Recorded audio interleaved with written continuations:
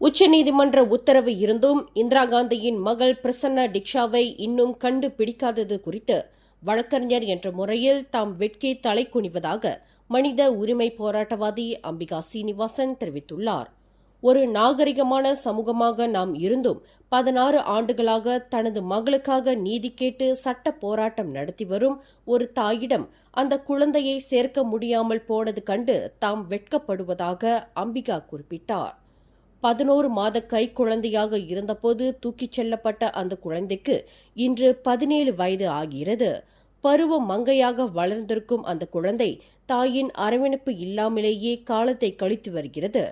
எனவே அந்த குழந்தையை தாயிடம் சேர்ப்பதற்கு நீதி கேட்டு போராடி வரும் இந்திரா காந்தி நாளை சனிக்கிழமை கோலாலம்பூரில் நடத்தவிருக்கும் ஆட்சேப ஊர்வலத்தில் தாம் பங்கேற்கவிருப்பதாக அம்பிகா உறுதியளித்தார். இதனிடையே இந்திரா காந்தியின் இந்த ஆட்சேப ஊர்வலத்தில் முன்னாள் பிரதமர் துன் மகாதீர் முகமதுவின் புதல்வி மரீனா மகாதீரும் கலந்து கொள்ளவிருப்பதாக அறிவித்துள்ளார்.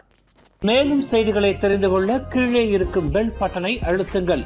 உங்கள் மகிழ்ச்சியை வெளிப்படுத்த லைக் மற்றும் ஷேர் செய்யுங்கள். தொடர்ந்து திசைகளோடு இணைந்திருக்க சப்ஸ்கிரைப் செய்யுங்கள்.